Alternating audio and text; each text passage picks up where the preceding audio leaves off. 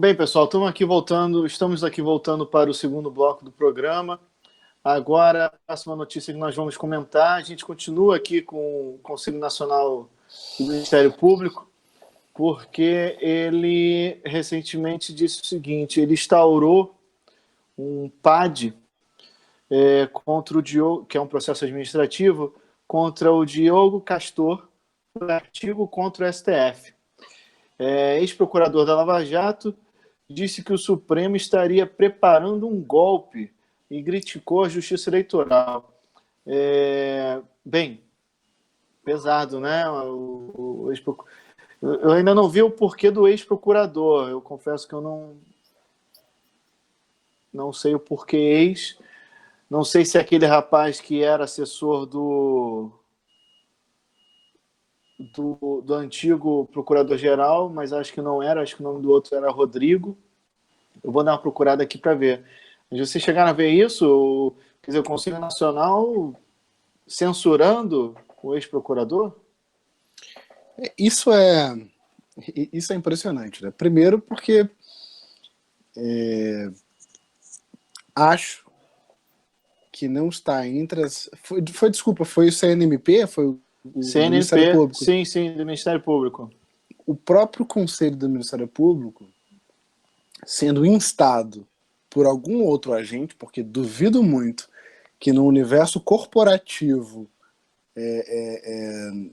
como existe na classe dos médicos, como existem diversos outros setores, menos na classe dos advogados, esses gostam de malhar um ao outro, mas duvido muito que o próprio Conselho do Ministério Público tenha um ânimo próprio para investigar declarações de um de seus pares, ainda que aposentado, ainda que ex-membro, etc.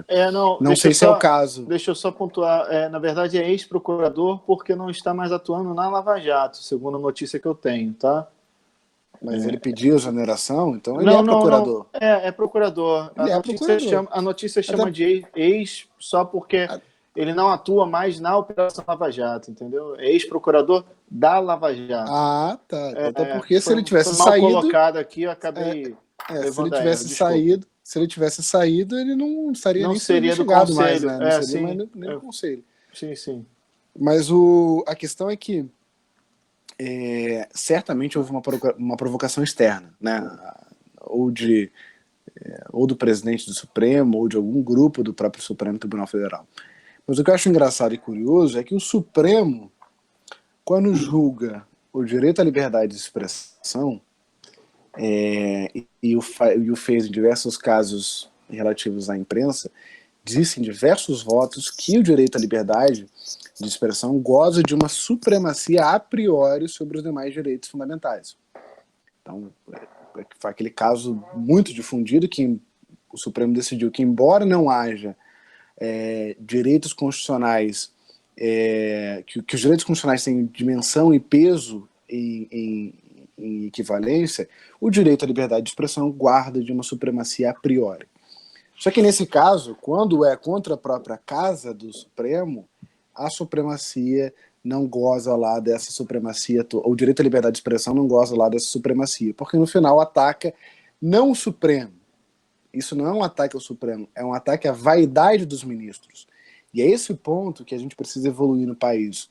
A crítica que se faz à casa da OAB, a crítica que se faz ao Ministério Público, a crítica que se faz à justiça como um todo, não é para fins de depreciar ou retirar a importância dessas instituições para o país, mas é criticar a vaidade desses indivíduos que têm usurpado dessa atribuição para se beneficiar ou para se envaidecer com esses direitos, com essas prerrogativas do cargo. Então é muito lamentável que o Supremo ou qualquer outro agente por detrás disso tenha instado o Conselho Nacional do Ministério Público. É uma opinião minha, porque eu acho que o corporativismo impediria qualquer tipo de investigação nesse sentido. Acho que o CNP está fazendo isso em relação ao Dallagnol por uma pressão também de algum segmento, e etc. Mas acredito que tem o dedo do Supremo aí nessa investigação. Considerando que, inclusive, o alvo da crítica, vamos colocar assim de maneira mais ponderada, foi o próprio Supremo, e que o forte do nosso Supremo não é necessariamente dar uma estabilidade jurídica no nosso ordenamento, e quando o assunto versa sobre liberdade de expressão, a gente vê medidas como essa, assim, mesmo que tenha excessos, né, no posicionamento do promotor, no caso, o que não se pode, no caso, levar-se é essa situação de você limitar só porque ele está se referindo a uma questão, né, envolvendo membros do Supremo. E assim, independente de você avaliar, no caso, a atitude do cara como excessiva e tudo mais, será que, independente de absurda declaração, será que não vale a pena deixar a pessoa expor essa declaração, até porque Exato. pode ter vindo de algum fundo, de alguma verdade, qual é o problema? Porque a nossa liberdade de expressão está lá, né? Nós temos um direito constitucional, mas aí a gente acaba, né, que é uma liberdade de expressão meio que limitada, ela é interpretada. E a partir do momento que a tua liberdade de expressão ela depende da interpretação de alguém, porque na teoria é muito bonito, na prática ela depende da interpretação de alguém. A partir do momento que a tua liberdade de expressão fica pautada na interpretação de um terceiro, você não tem liberdade de expressão, principalmente quando a sua crítica é dirigida diretamente ao judiciário, ou qualquer ente do judiciário. Porque o corporativismo do próprio judiciário vai pegar a sua liberdade de expressão, vai tolir ela até o ponto que você não vai poder falar. Então, a gente tem de frente uma liberdade de expressão, tá lá, um direito constitucional, nós temos na Constituição e tudo mais, mas que, na verdade, você não pode tecer comentários, não é nem críticas, você não pode tecer comentários ou insinuar qualquer coisa para falar assim, pô, podia... insinue, pega uma rede social, toca no nome do Gilmar Mendes e fala para falar de alguma situação específica. Boa sorte com o processo. Eu acho engraçado, nós estamos vendo isso agora com o nosso presidente da OAB, que falou que o Moro era chefe de uma quadrilha. Voltou atrás logo em seguida. Voltou atrás logo em seguida, quando o Moro pediu para a Polícia Federal investigar.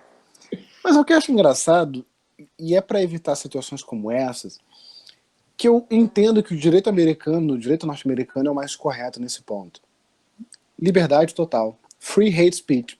Você quer falar, você quer adotar um discurso de ódio, quer fazer a marcha em prol da supremacia branca, quer fazer uma marcha em prol dos direitos da liberação da maconha, ou qualquer outra coisa que seja proibida pelo ordenamento jurídico, pode. Quer falar que o Moro é chefe de uma quadrilha, que o Supremo é uma grande quadrilha? Pode. Eu sou completamente favorável, porque nesse ponto você instiga, você consegue dar dimensão concreta ao direito da liberdade de expressão.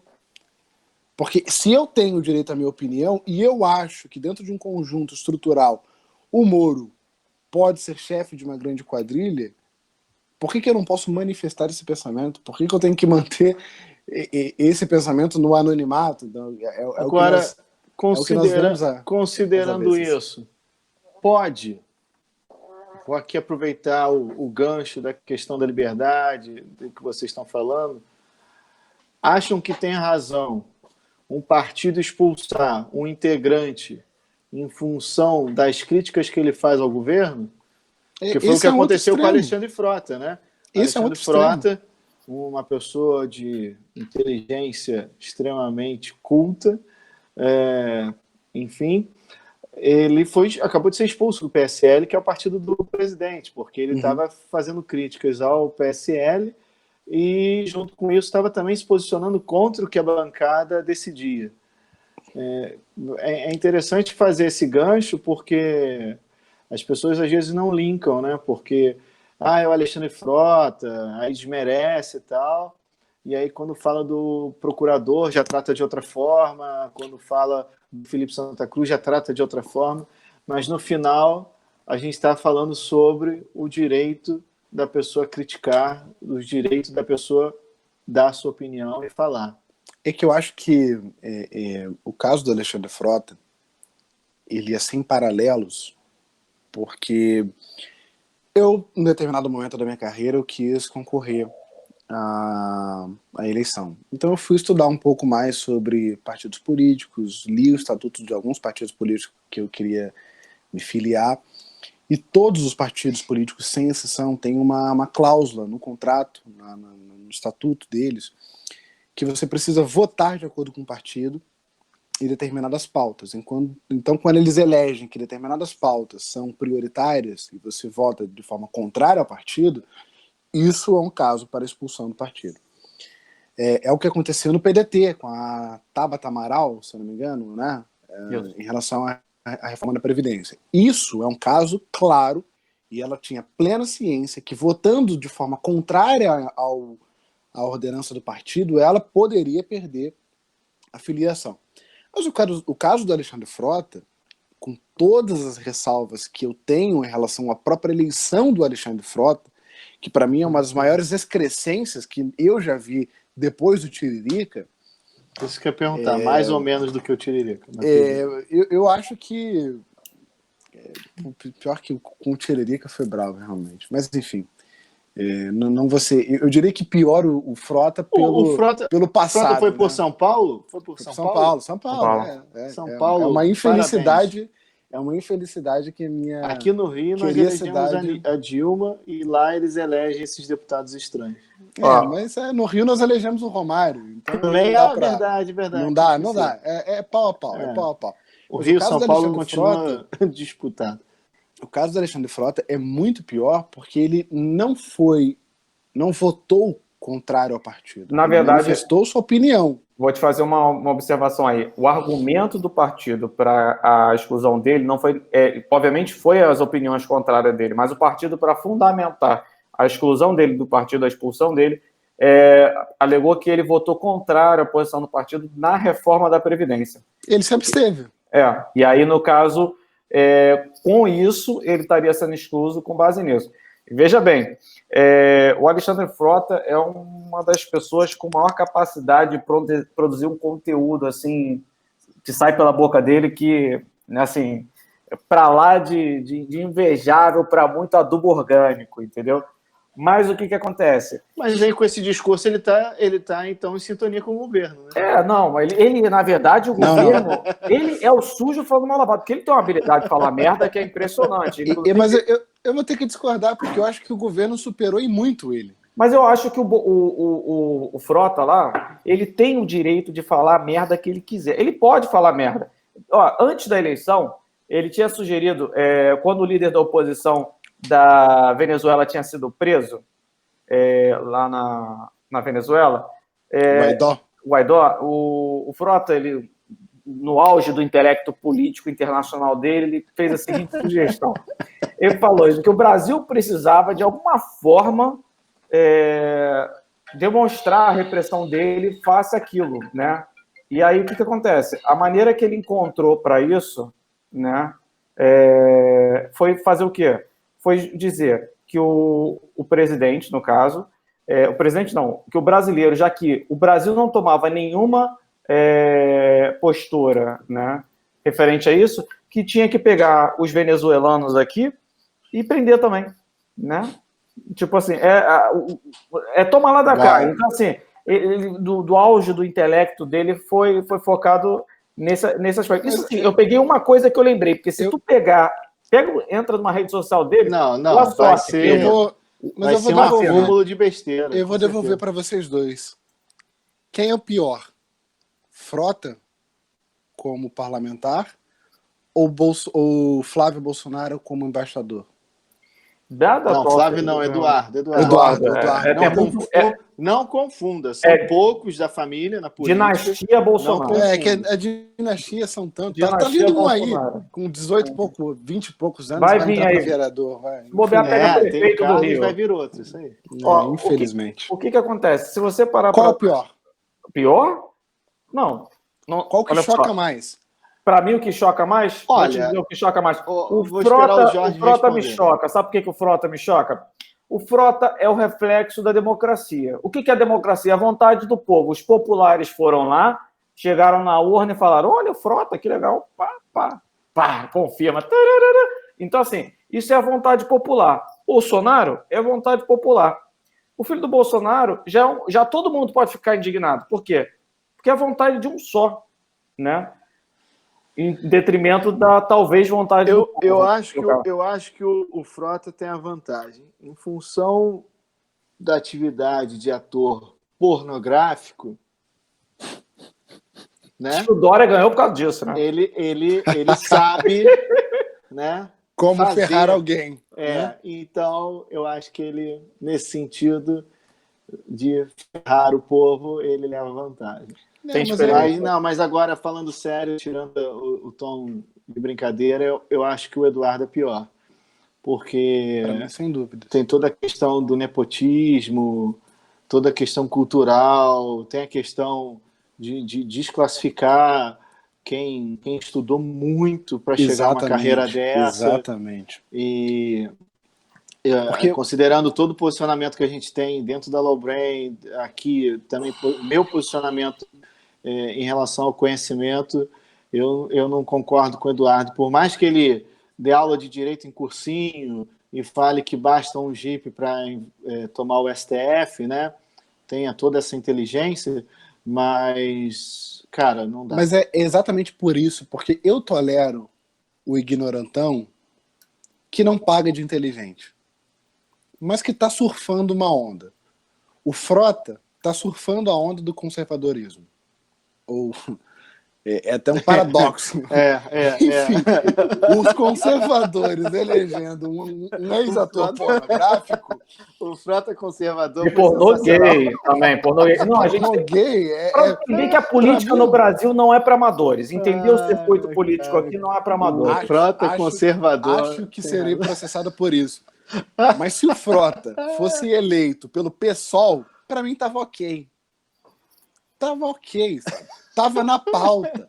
O cara tava em sintonia com o partido, com as... Eu tô falando disso. Não, mas é verdade, em sintonia, ele não é. Não tem sintonia com o PSL, concordo. Exatamente. Os caras estão falando de conservadorismo, de terrivelmente cristão, de pessoas em prol da família. Desculpa. Não vai ser agora que o cara vira a chave e vira o ultraconservador, o pai de família, esquecendo todas as coisas que ele fez para trás. Não rola. Mas ele tá surfando essa onda bacana. Ele vai falar que aquilo foi arte. Que a direita vai falar que aquilo foi arte. E macaco cheirando no outro da esquerda é balbúrdia. Enfim. Mas ele tá surfando essa onda. A onda do antipetismo. A onda do anti-Lula. Sim, ok. Sim. É a vontade, como o Jorge falou, essa excrescência é a vontade, é a excrescência comunitária do Estado de São Paulo. Mas o Eduardo Bolsonaro, ele se acha, de fato, competente para aquela atribuição. E é isso que mais me espanta em tudo isso. Ele tem uma autoestima que eu até invejo. Porque inglês ele não tem, estudo técnico ele não tem, uma carreira ele não tem, viveu às custas do pai, viveu às custas dessa pauta misógina, dessa pauta preconceituosa. E ele realmente se acha capaz de exercer as atribuições de um embaixador.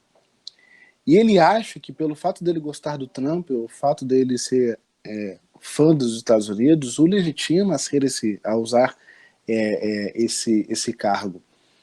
E é isso que eu não consigo tolerar. Eu não consigo tolerar o imbecil se achando de inteligente.